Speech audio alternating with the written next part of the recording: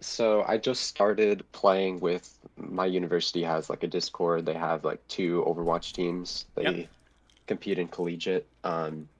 So I heard one of the teams, their tank player was unavailable, so I messaged them. I got a spot in, so I've been scrimming with them recently. And I just want to Got it. work on, I don't know, my hero a little bit, like some of the off tanks. Uh, I mean, I'm not sure how we would do that since I don't have any like recorded VODs of me like communicating, but like working on my communication a little bit. Sure, sure. What we can do is, it's sadly not quite the same as coaching what you're doing, but I can at least give you some guidelines about what I would look for in a tank communication. And Yeah. then maybe you can do a little bit of self analysis of maybe the gaps between what I would recommend and what you're actually doing. So are you with the team? Or are you trialing for the team? I didn't catch that part. I am, yeah. I'm with Okay, the team. perfect. Congratulations on that. How often do you guys scrimmage? Um, well, recently, I mean, everyone's working over the summer. It's been a little less, but Yep, normally like 2 blocks a week. got it. How long have you been playing Overwatch, period? Since it came out, yeah. Okay, I mean, okay. I was really young when it came out, but Sure. yeah, I wasn't too great back then, but Okay. What kind really of really pivoted you started, into? No, yeah, go ahead, finish your thought. yeah, just really started like actually playing over COVID, like grinding. Got it. Okay. And what rank did you hit over COVID? Um, like towards the end of Overwatch 1, I hit like one game away from GN. Yeah. And you've sustained relatively high ranks since then? Yeah, yeah. Like high masters at least for the Sure. most part. So what got you to pivot towards taking the game more seriously? Was it just the time from COVID, or was it just more serious, or the goal of playing collegiate? I'm seeing here that you watch a lot of pro Overwatch, so I'm sure that maybe I had a do, small yeah. hand. I mean, yeah, that was part of it. I started watching a lot of Overwatch League like season 4. I mean just more streamers in general just got me more interested. I don't know. I'm not interested in like doing the whole 12 hours a day, 16 hours a day, that kind of thing, but you know, at least something that gives me some like purpose in playing the game if that makes sense, something to Yeah, work towards. I understand that 100%. Just gives you some sort of direction. Okay, makes sense. And then when we talk about tank, was that kind of always your role, or has that been more of a recent development? For the most part, yeah. Main tank player Overwatch 1. I mean, I played a fair amount of like main support. I've always played the like less mechanically intensive roles. Um, By I don't know, choice or just by necessity in part? I'd say more necessity. I mean, this was my first FPS game, at least on PC. So, I mean, I'd say that's definitely one of my weaker attributes would be like the aim skill and all that. Okay, okay, makes sense. And then in terms of the tanks that you do play, I'm seeing like more main tank centric with a little bit more variety here and there. Again, is that Yes, just yeah. by is that by preference or by what your team is needing at this point in time? Has that kind of always been the case, or has that changed? It's um I feel like I did play more variety of tanks in Overwatch 1. Um recently, I don't know. I feel like just the tanks that I have always been kind of able to be played in a lot of situations, like Winston, Reinhardt, Yep. like I have a hero pool to cover most maps. Um, so if I do stray away from that, it's more out of like trying a new hero rather than I feel like I need to swap. Right. Right. But on your forum, I mean, as I don't know how update this is, but you talk about like you would like some help with your hero pool. Yeah, well really just um how do I put this? Like I'm not sure if it would be better to focus on improving the heroes I'm already comfortable with since there is quite like a wide spread Yep. over the maps I could play, or learning some new heroes, like especially the off tanks. I've been learning Sigma recently. Yep. Um, I think given just the historical track record of Overwatch 2, I think probably if you're flexible with Ryan, Sigma, Ram, Winston, you're probably going to be okay. And I would say think more about like what your team demands or what your team needs and lean into that more.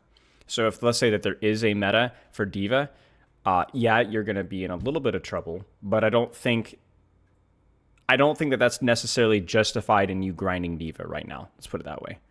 I would say lean into your strengths right now. I think your strengths are relatively balanced and just continue to improve at where you're at right now. Unless there is a tank that you want to pick up for fun, like you enjoy playing that, then we can roll with it. But unless that's the case, then I would say just stick with where you're at. Make sense? Yeah, yeah. Okay.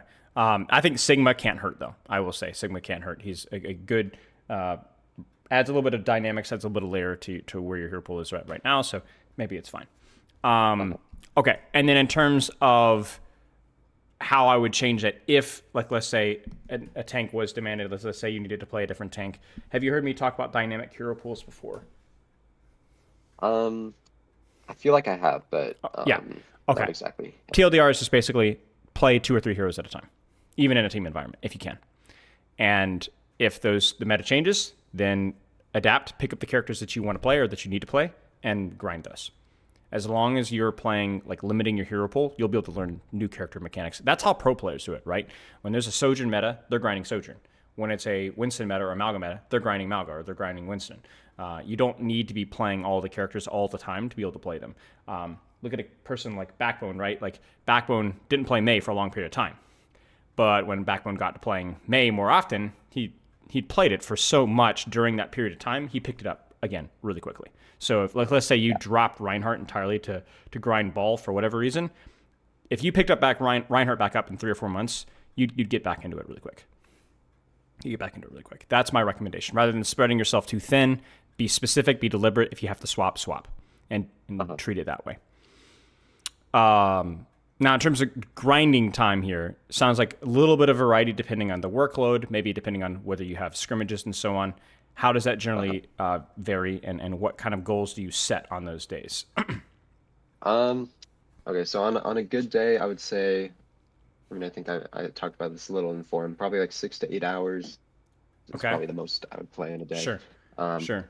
And what is I that don't know, time looking like? normally, so I'll normally just play one quick play game to warm up for the most Okay, part.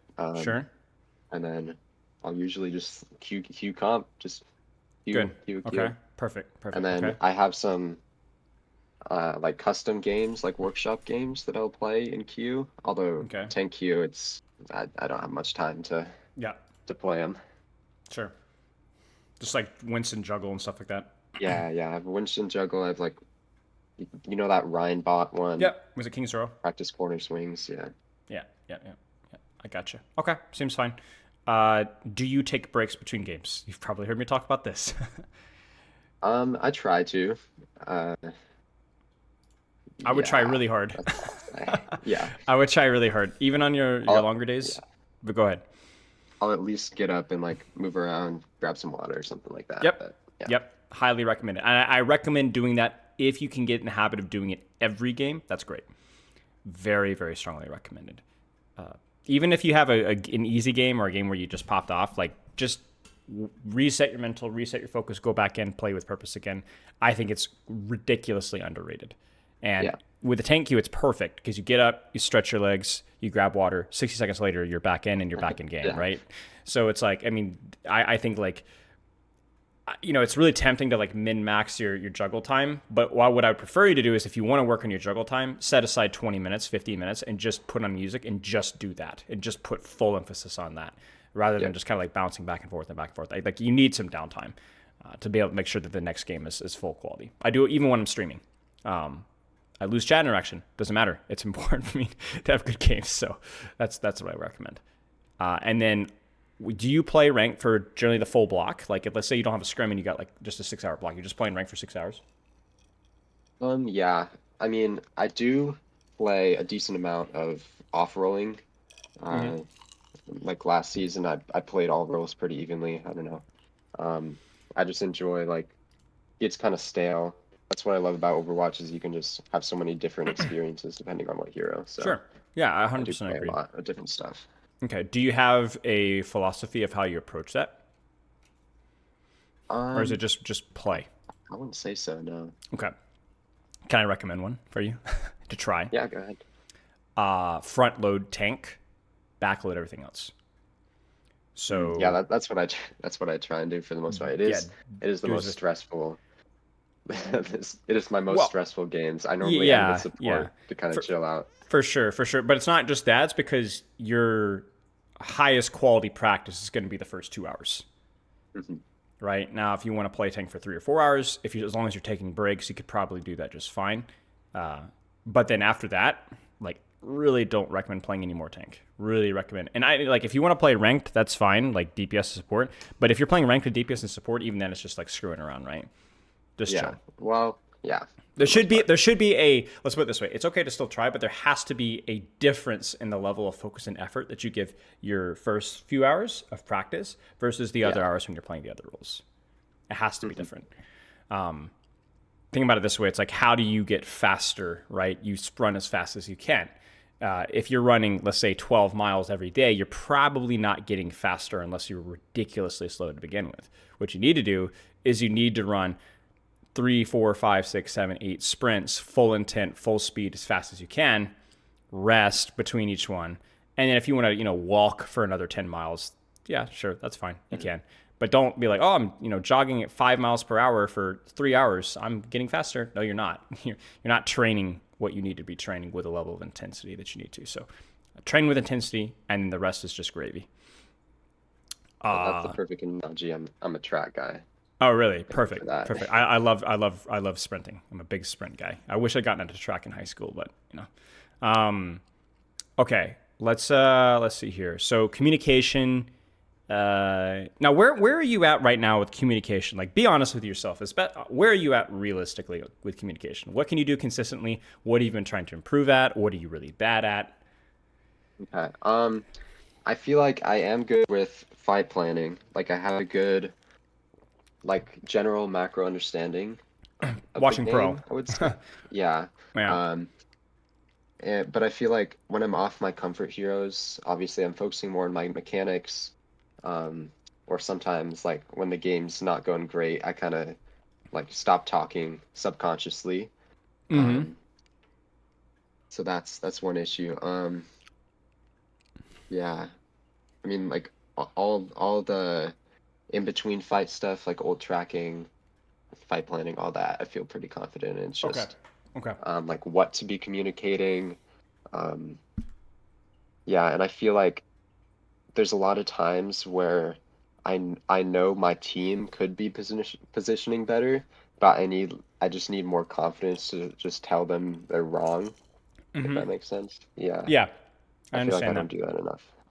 So, is there anybody that you look up to in terms of communication wise from what you know about professional Overwatch?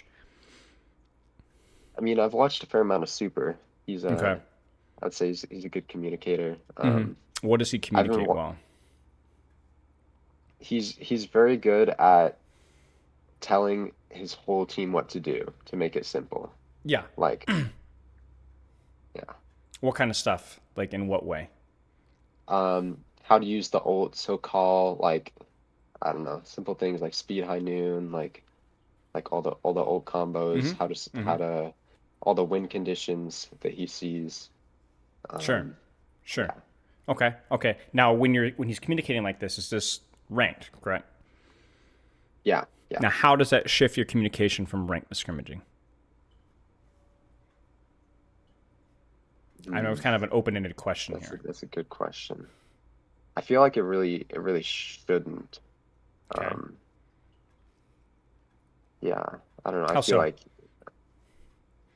not saying you're because I feel wrong. like I just want to hear your yeah, theory. I feel like either way the philosophy's the same. You're just trying seeing what you can do to win and give you the best chance. I don't know. Sure, sure, absolutely. The goal is still the same, right? So the Uh-huh. communication should still be the same. The question is why does super shot call, fight plan, ult track, all that kind of stuff, and ranked? Should that responsibility not be shared?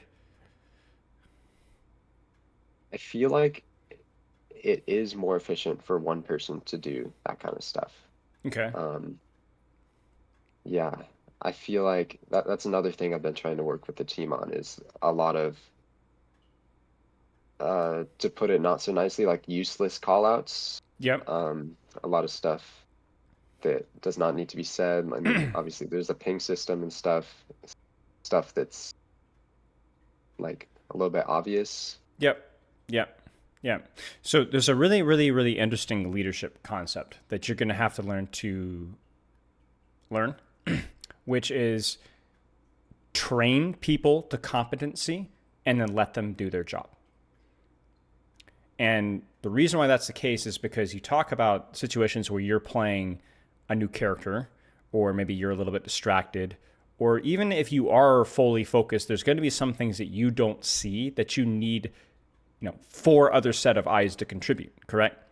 Four Yeah. different brains to come up with different plans. The problem is, in Super's example, is that Super is always going to be the smartest person 99.9% of the time in that lobby when it comes to Yeah. that.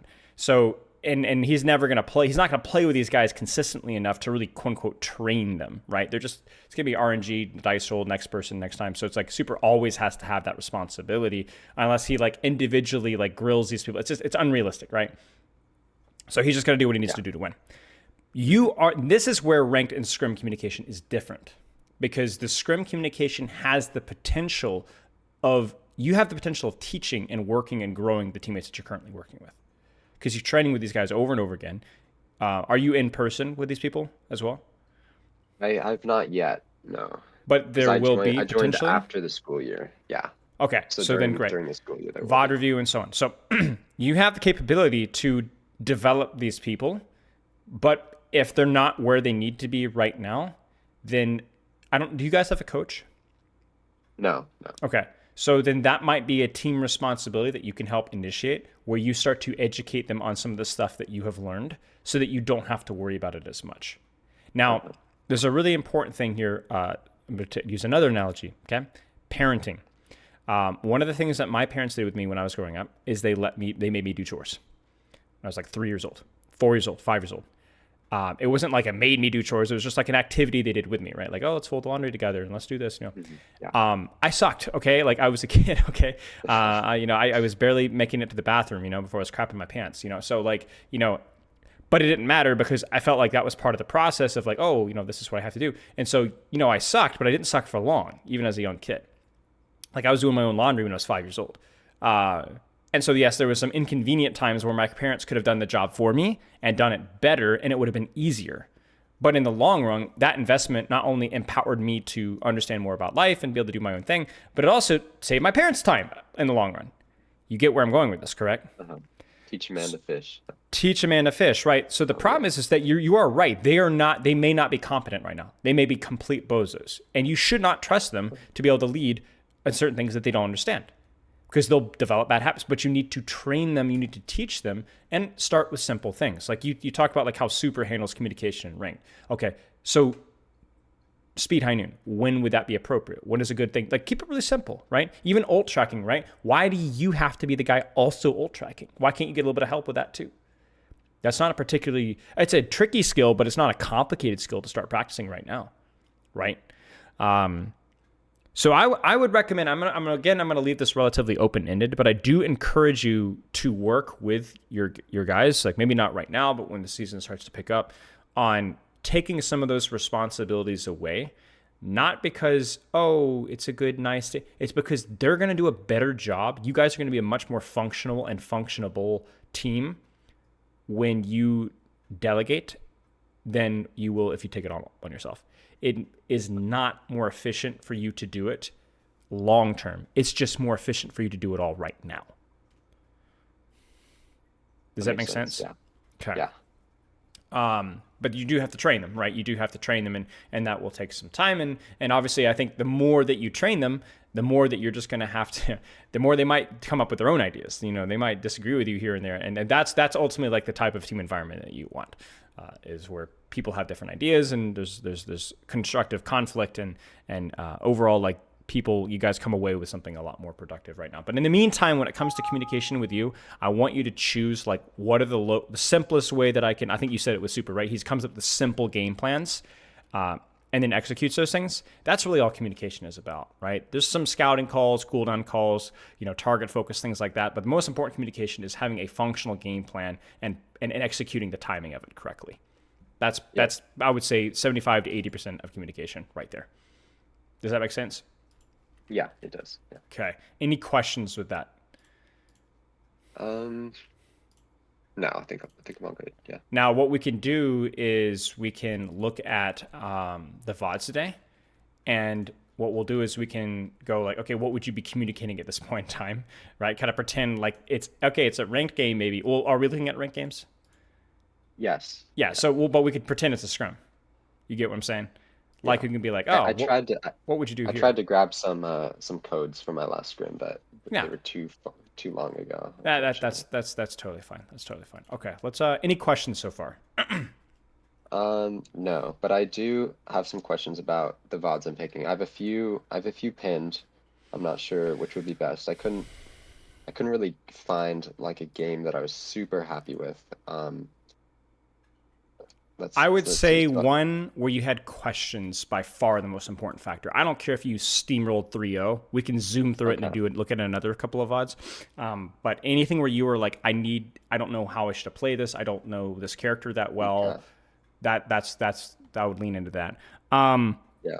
Before we get into the VODs, though, super fast, you talked about strategies to reduce tunnel visioning. Oh yes. Yeah.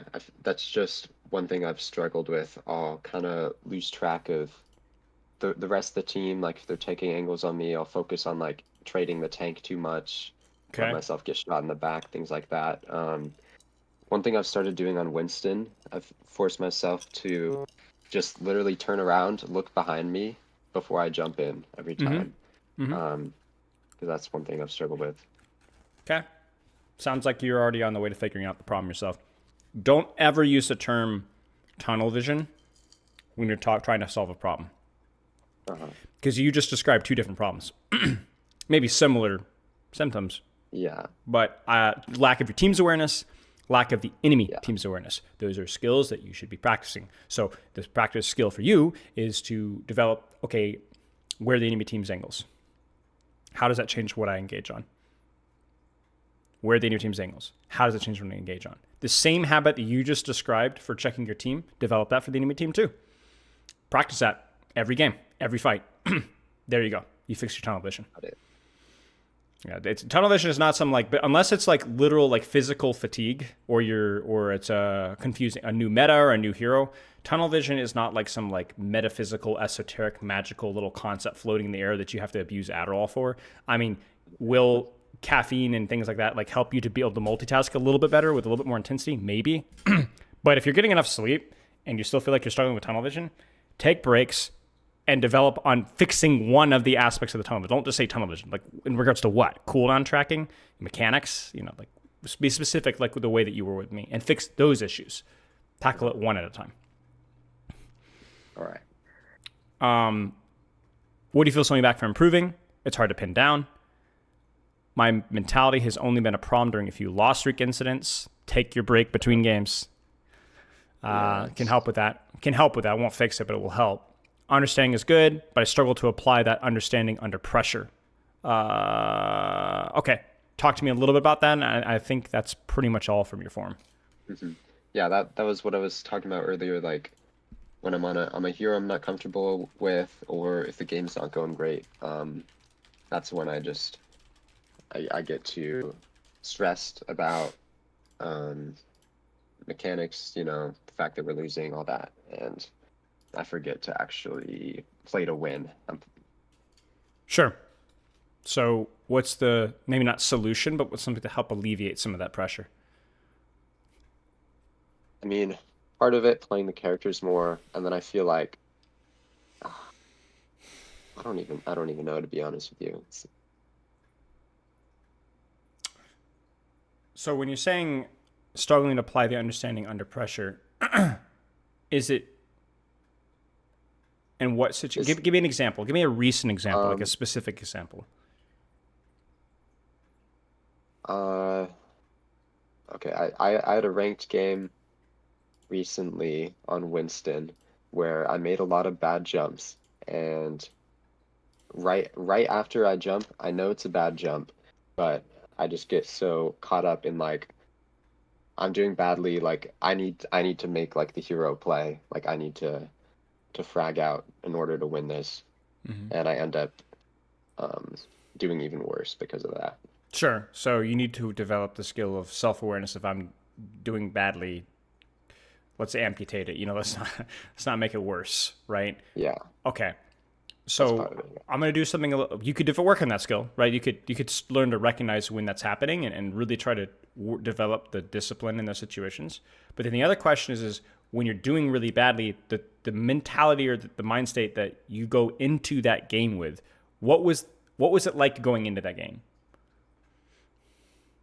Like before that mistake Um, even happened, what led to that? Before the game, as the game started, the first fight, and so on. it was let's see, I'm trying to think. I know I'm stretching you here, but Um,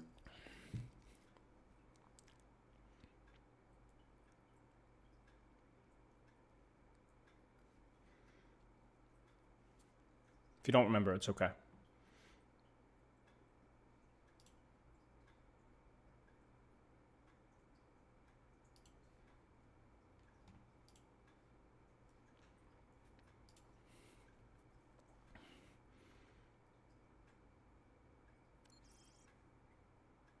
No pressure.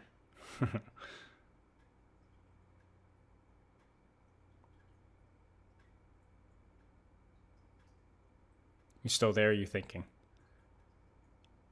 Might have lost you.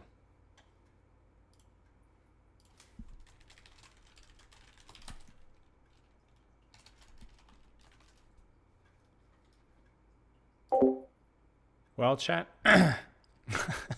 This has happened a few times. Hope everyone's having a nice Tuesday. This is recorded on the 9th of July. Just came back from a break. It's a pretty good break. Got to visit some family, which was nice. Got to catch up a little bit on my reading. Got some plans for some projects coming up soon, which should be really good. Might be getting back in a little bit into jujitsu soon, which should be fun. Yeah, looks like you lost internet.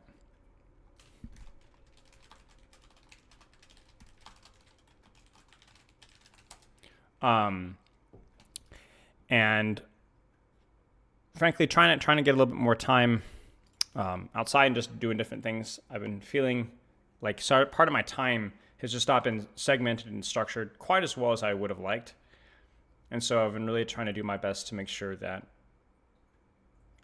there's specific times when I'm working on YouTube, there's specific times when I'm working on thumbnails, there's specific times when I'm answering messages, and just being a little bit more segmented with my time. So, yo, can you hear me? Whoops, still can't. So, oh, wait. Yes, there you go. wait, my screen went black. I could hear you, but you can hear me. Right? Weird. Yeah, I can hear you now. No problem. Bizarre. Sounds like we both got some issues going on here. Okay. You were thinking about the situation that led to the bit of the ugly game and kind of like compounding, feeling the need to carry and so on. Uh-huh. Um, Sorry, what was the last question? It was basically like when you're forcing these jumps that you know are bad, right? Uh-huh. What kind of puts you in that mind state before the jump happens? Um, I feel like uh, I mean not to get into the whole like classic Overwatch blaming my team, but I feel like it's a lot of like the other team is taking angles that they shouldn't be able to, and Yeah. I feel like I need to shut them down, um, Okay. even if I'm without my team support or Got all it. that. Got it. Okay. So you and me are in the same boat where our biggest pitfalls are the things that we know. Because the curse of knowledge is such that you go in, you start to analyze things from a very big picture perspective, you see flaws, and then find the absolute worst possible solution to that issue. Yeah. Yeah. Do your job. Do your job. Trust that your teammates will do their job. And I think I mean, I have this all the time. Like I'll get frustrated when teams not taking space or taking angles or proactively or focusing tank too much. But ultimately, like they're at the rank that they are for a reason, right? I'm at the rank I am for a reason. Do your job, do the best that you can, and really don't let yourself get distracted by, oh, my teammates should make this action, and so therefore, no, just do your job. Just do your job. Just do your job. Don't place Yeah. undue expectations, and remember the humility of, hey, these guys are the same rank as me for a reason, right? Uh-huh. I had a Kiriko one time. I was playing on stream. Refused to take an off angle literally the entire game. Just heal botted my tank, and this is like Masters 4. And it was like it was like, part of the stream thing is I'm kind of half joking, like flaming this guy, but it actually kind of distracted me. Like it was like so bad, right? And I like really like got tunneled into it. And looking back at that code afterwards, I realized that I was like soft ending basically that entire game because all I was thinking about was how brain dead my Kiriko was. Now I'm gonna be very clear. My Kiriko was brain dead. I'm not making any apologies. She sucked. I actually don't even know how she was Masters 4. She was an embarrassment. But that again, that also made me play poorly as well because I just wasn't playing for myself. It's not that you can't recognize your teammates' mistakes; it's just that you can't change them. So why put emphasis on them, Yeah. right? That's it. That's it. Okay. Any other questions before we hop into the review here? I don't think so. No. Okay. Do you want to shoot me what code you got? Whatever one that you said had Yes. questions and so on. Let me boot it up real quick. Lovely.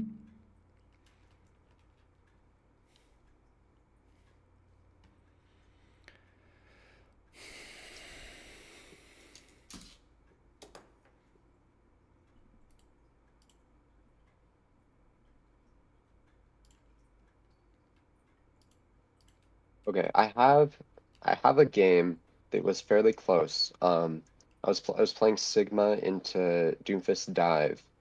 So I was pretty open to walk of their backline. So I felt like it was a pretty like it was a pretty good game statistically for me, but I'm still not sure. Like I still do have questions Yeah, about that's fine. what I could have done. Would that Stats work? don't matter in both ways, so Okay, sure. sweet.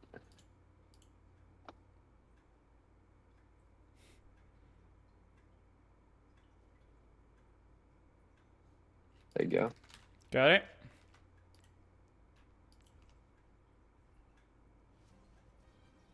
Ready for battle. Okay. Now, you chose this code because questions around what you needed to do versus this specific composition.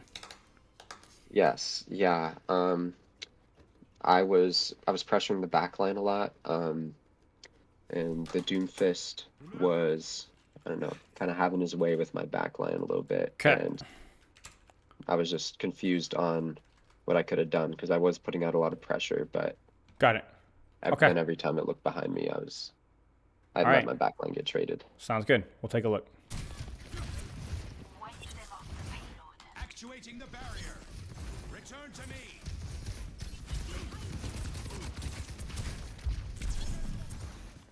Like the angle we're on here. Our soldier out. Keep pressure on the Ash.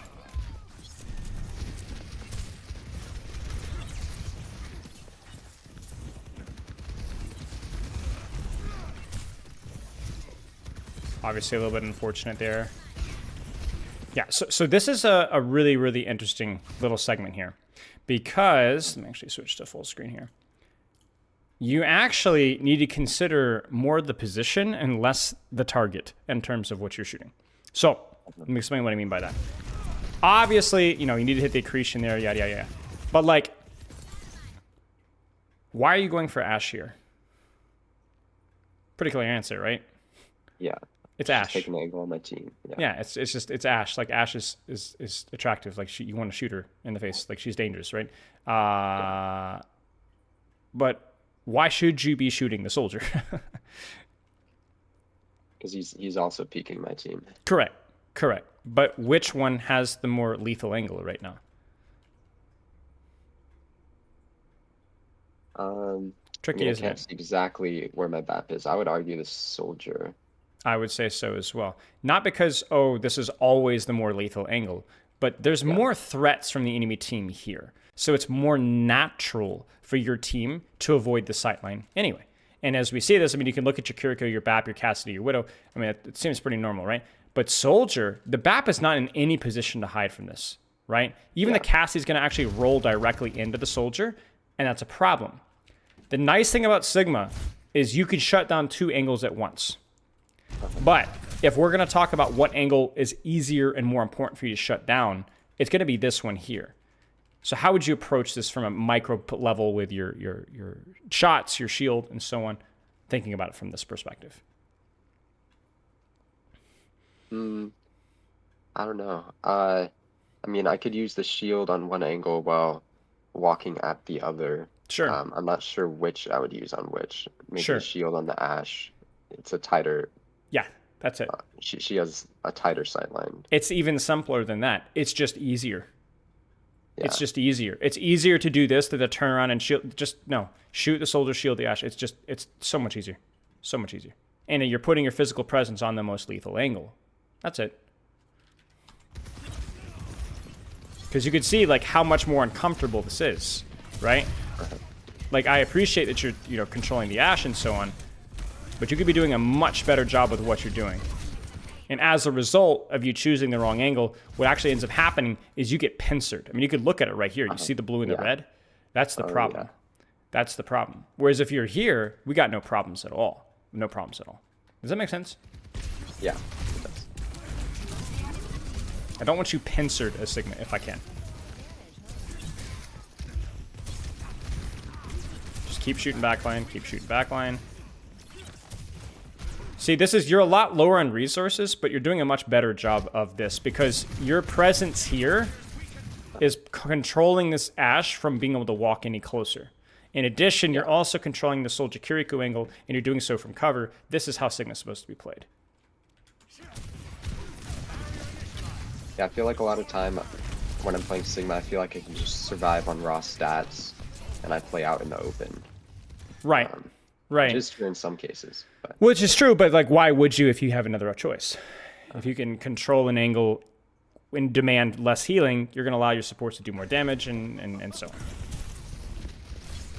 That's a lot of damage.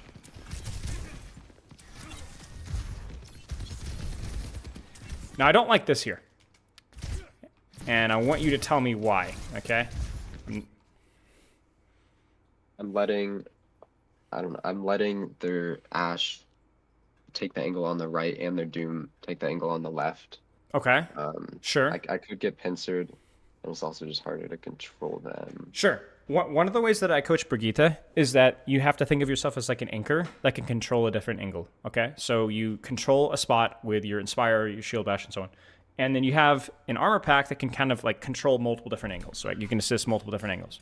Sigma's similar, where you have an anchor spot that you can shoot, and then, a spot where you can range that, you can range this. And in theory, you can shoot here and control this here, but you're going to get pincered again. And the real important question is, where's your backline? And this is where we have problems, right? Are you guys holding here? No. Then why are you holding here? In my mind, I was getting greedy, trying to charge my flux. And that's classic, right? That's such a classic thing with Sigma, because it's like, oh, it's free poke. It's not.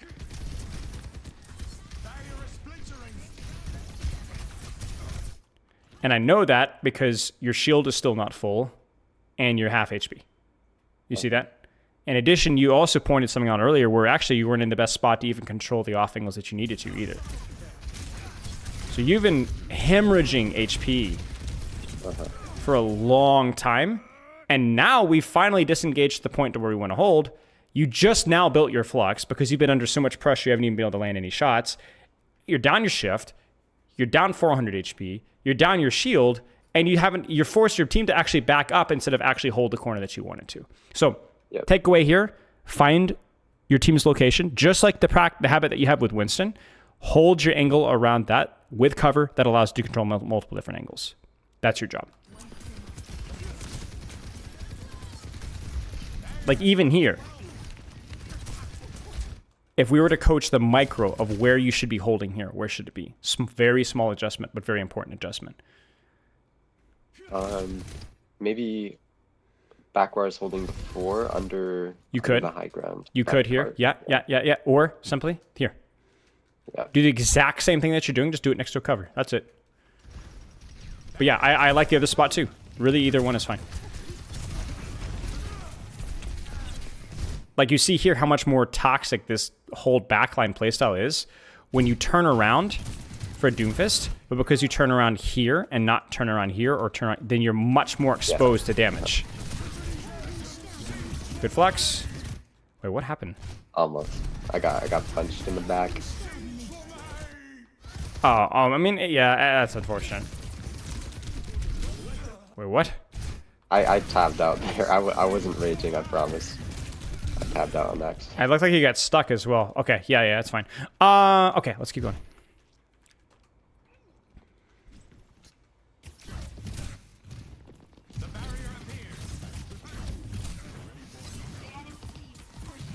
So, you need to be careful here. Obviously, this is...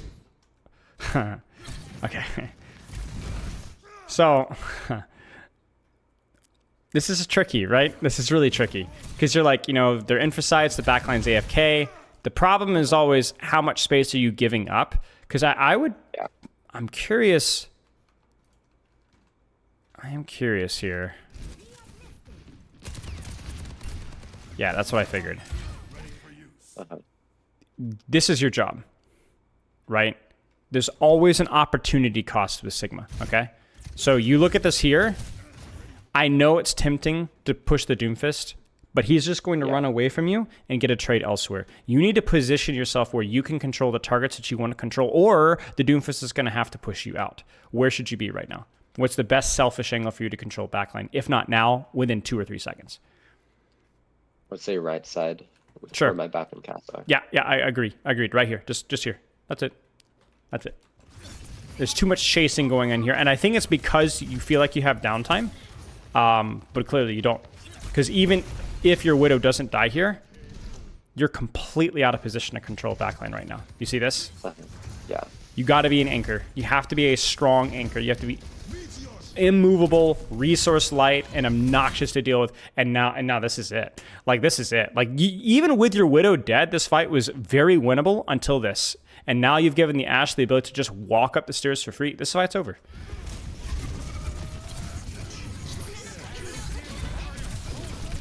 You see how the space has been a major problem for you guys. Major problem.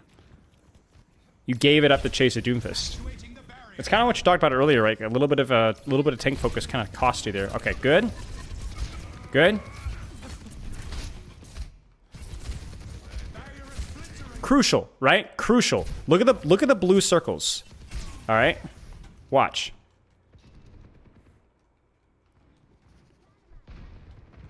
It's like a chalkboard, you know? X's and O's. You see it? Look at your Cassidy. Look at your Baptiste. You see it? You see it? You see it? You see it? That's on you. That's you taking an appropriate anchor position with good cover. It's good. And now you could just hold here. It's very difficult for them to push Igon. Very difficult for them to push the flank. Very difficult for them to push cart. This is where Sigma is like really exceptional.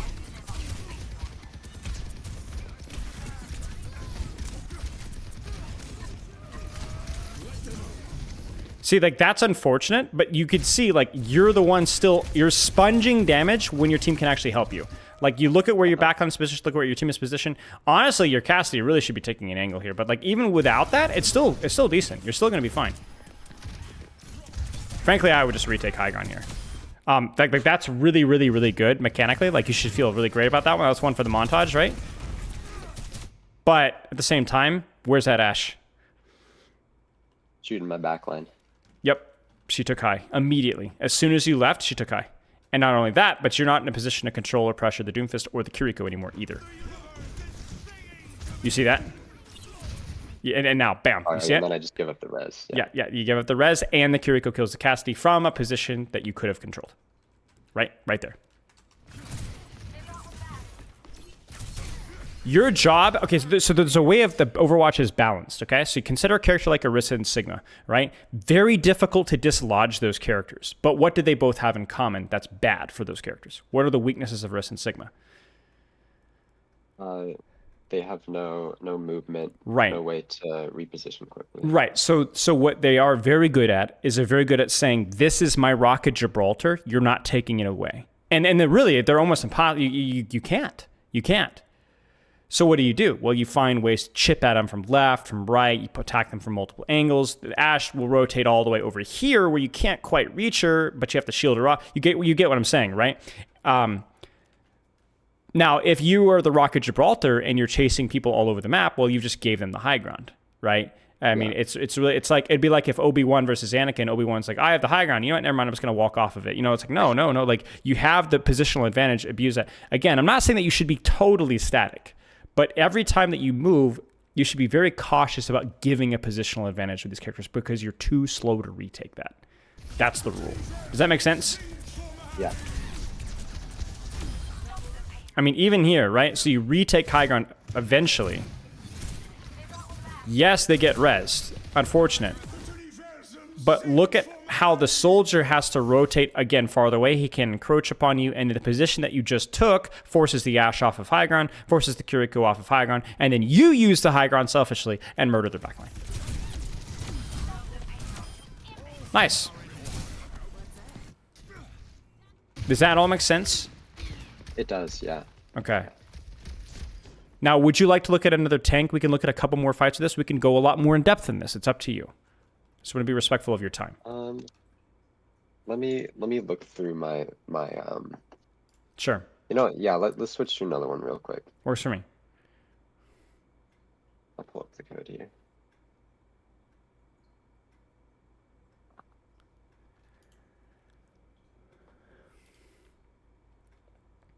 Alright.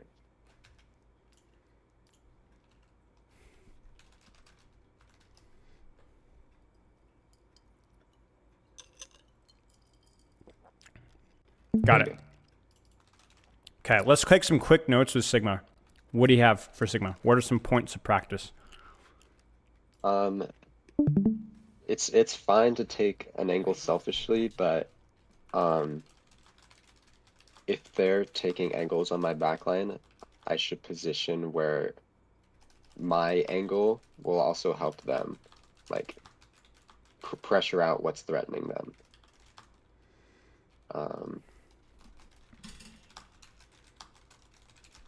Yeah, just be careful of the angles I'm controlling, and Yeah, I think it's more self-sufficient. remain selfish. Keep playing selfishly, but don't chase butterflies. That's what I would say. Because by chasing butterflies, you let monsters in. Is what you do. Does that make sense? Yeah. You are the best anchor tank in the game, even better than Orisa in many ways. Whenever there's any sort of a sightline at all, you can control so many people, do so much damage while taking so little damage. But it's really important. Yeah, work on cover usage to demand fewer resources, and keep checking your backline to help decide your best anchor position. Because that's going to choose like what position do you want to hold, what anchor spot do you want to hold. Okay, so why this code here? What are we looking at? First point, I'm playing a brawl tank. I can't contest the high grounds, especially right side, and I just felt like I was just punching their Sigma a lot. Okay. And they just kind of closed in. I just don't know what the correct play would be there. Okay. It's so fun for me to clear out the high ground. Yeah, Ramattra is a bit of a hybrid, right? He has a bit more push and pull. He can reach things that Sigma cannot because he has that speed, right? But he's not a Winston, right? So he's short range to compensate for the extra mobility that he has. So what I want to see is like, how are you controlling space? What are your resource trades looking like?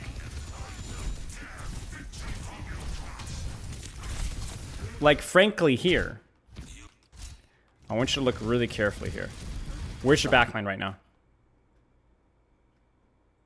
I think they're back at the choke. Okay, so here. Yeah. Do you see how we needed that information first, though? Yes. So with the information of where you... Right. So what would you do differently here with the information of where your backline is? You turn here, you see your Pharaohs over here. Now what? Honestly, I would wait until the point unlocks to start Sure. pressuring at that choke. Sure. Exactly. Exactly. I mean, you actually, what's funny here is that you actually lose this fight or take an unfavorable trade because your Pharaoh was AFK. That's it. But you would have known that if you just simply turned around. That's all I'm saying. There's always something that's going to come up here. Just simply turn around. So in terms of your cooldown usage, what do you think about your cooldown usage? I think I did rush my Nemesis form. My shield wasn't really. My shield took like 2 damage over the whole thing. No, wait a Needed to second. put it. That's a statistical analysis which is worthless here. Think about what did Yeah. it do? Look at it. What did it do? It zoned the Kree That's it. from That's peeking. it. That's Yeah, it. and it You forced the understand? Sigma That's to it. his left. That's it. So I found your shield to be perfect. What about the vortex? Maybe not as good. Why? Yeah. It's on. My shield is already covering that angle. Yes. that Is it the puts vortex hitting anybody? No. Could you have predicted it to hit anybody? You know what I'm saying? Yeah. So if you want to commit on a push, then sure, you can shield and then vortex on top of that. That's fine. But you clearly were not interested in pushing. You've already discouraged them from being here anyway. I mean, really, the Cassie's not going to peek here. If he does, then vortex him and beat him up. But yeah, exactly. The vortex is just redundant. It makes no sense. And then you pointed something out as well, and you said the Nemesis form was too early because I didn't need the speed, right? I didn't need the survivability. And this is where people mess up because they go, oh, Sigma, you punch Sigma. Yeah, but actually you do more damage shooting Sigma if it's just Sigma. You see what I mean? I also think if I had placed the shield a little farther, I could have used that shield to peek their backline. Sure. But there's no rush on either your Nemesis form or your Vortex here. And I also agree with you, there's no rush even touching point here. But yeah, this is just, oh, I'm doing damage to Sigma, that's right? It's fine, but I would only do that if the Sigma starts to put attention on me and I need the survivability. Yeah. I like the use of cover here. That being said, it's still not the worst trade ever. And you could even see it here, right? So, right here in terms of CD usage. Shield's fine. What do you do with the shield? You shoot, right? Yeah. And then what do you do with this Vortex? I forced the brig. Right. But what's the problem with the Vortex? It's not the problem with the idea. It's the problem with the execution. What's the problem? I didn't need it. I could have poked her out by just shooting her. Sure. But even if you were to use it, I don't mind you using cooldowns for value. It's totally fine. Yeah. But you just whiffed it. Look at where the crosshair is and look at where the brig is. Okay? You cannot afford to be this inaccurate with this ability because it has a cast time. You needed to hit the Brigitte with this for more than half of a second, and you didn't. Yeah. I think here, frankly, I think probably just back off. Oh, maybe not.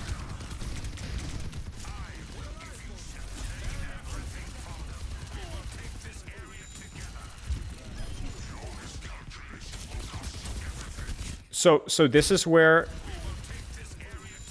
you need to understand your limitations. What you're doing here is you're doing the equivalent of what you did on Sigma versus the Doomfist earlier. Remember? Whereas like, I need to help my team with this guy right now. Backline's not a problem right now. I'm going to go chase a soldier. Yeah. You cannot. You just can't. You just can't. What you can do is you can force point. What you can do is you can hunt this Ana. Okay? And what you can do is even hunt the Cassidy. Soldiers on high, he's not your problem. Do your job elsewhere. Does that make sense? Yep. Yeah. Because of this, the Ana is able to really, really mess you up. And now you've got nothing else better to do. So now we can look. Now we can look. Okay, let's keep going here. Any questions so far? Do you think if their healers are free to pocket their Sigma, do you think just punching him with a full Nemesis form, obviously it's situational, but do you think that's enough value with it? But it won't just be free, right? You have a shield. Uh-huh. You also have a Vortex to either slow him down for even easier shots or Vortex and zone the backline. You have tools. You have tools. If you cannot reach backline because they're too far away, beat the crap out of their tank. Beat the absolute crap out of their tank. And that's fine. Because your mobility is there, but it is limited compared to other tanks. It's okay. That's why you're equipped to trade tanks better than something like a Winston, because you have fewer options. Yeah. So when we talk about like what you did first fight, it was not the idea of what you did. It's how you did it. Does that make sense? Yes. I didn't have a problem with you shielding the Cassidy and then choosing to trade on the tank. It just was a bad Vortex. It was a bad Nemesis form, and that's pretty much it. And then when you went for the Brigitte, again, going for the Brigitte there was fine. Just a bad Vortex. That's it. Just a bad Vortex. Even this is fine, with the exception of, respectfully, you can't hit you can't miss the Vortex, right? Like, you just need that extra meter, right here, and then we're cooking, right? Yeah. Because you should win this tank trade. I mean, look at his HP, right? This is great. Right? Like, frankly, I look at this fight here. Obviously, you're kind of getting pincered by the soldier, which sucks. And based off of that information, I probably would have pushed a little harder either here or in here, one or the other, to avoid getting crossfired. But I'm not going to lie with you. I think this is more your team's fault. This fight right here. I think the Vortex was problematic. I think the way that you kited was problematic. But I don't have a major problem with this in terms of what you're doing in theory.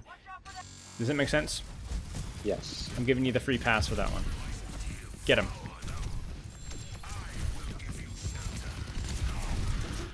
What's the problem here? Team's still dead. Team's still dead. That's it. Nothing else to add. Cooldown usage is fine. Why are you here? And you're dead. Oh, okay, we're dead anyway. Yeah. That's it. Right? It's not that deep. Nice and simple. Yeah. The Vortex was fine. It got him off of the angle. The shield wasn't even really bad either. Like, it was placed where you could actually push with it, and the Nemesis was obviously needed, otherwise he would have died. You just fed. That's it. Let's take a look at this one. Cass is dead. Bar is dead. Next set of CDs. Wait for it. Wait for it. You get a little angle here. Okay. You're killing me. Where does this Vortex need to be? Behind him, right? It's a difference of literally 150, 200 damage, maybe more. Right? It needs to be there. You missed the Vortex. The shield feels a little bit redundant as well, right? You didn't really need the shield. You had the car. You could then pursue layer cooldowns with the shield. So now this feels really uncomfortable to close the distance. Then Nemesis, a little panicky. Don't end up needing it. Cancel it early, which is very reasonable. Get the pylon. Nice. Now, we need a good Vortex here. We need a good shield here. Otherwise, this is going to flop.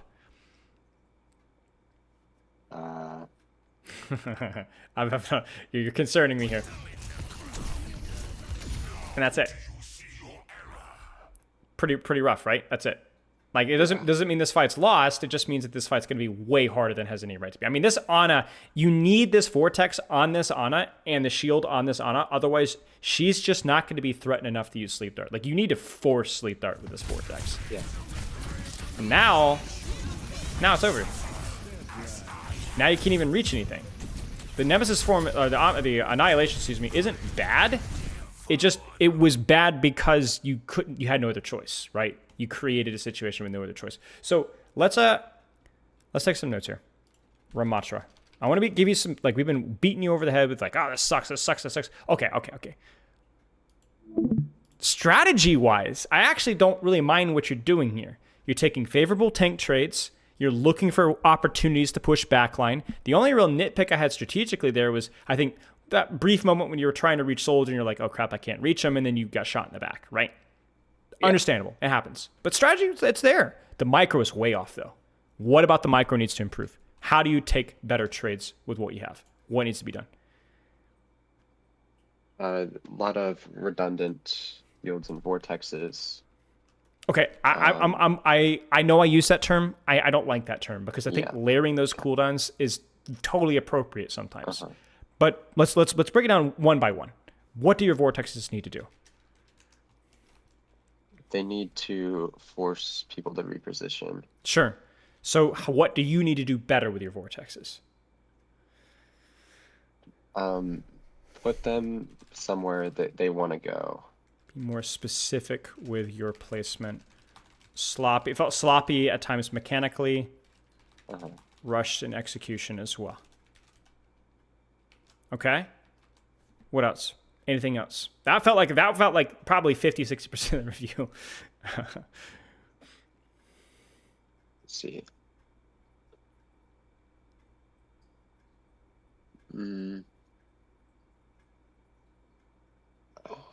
Being aware of like who I can put the most pressure at by forcing out. Like when I can walk past the tank and punch the back line, and when I should trade. Mm-hmm.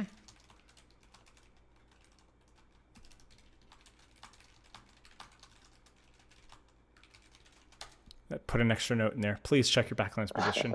2 fights tossed from that. 2 fights, right? That Will hurts. do. Big habit that you got to work on, and it's something with Sigma as well. So it's clearly something that you can work on.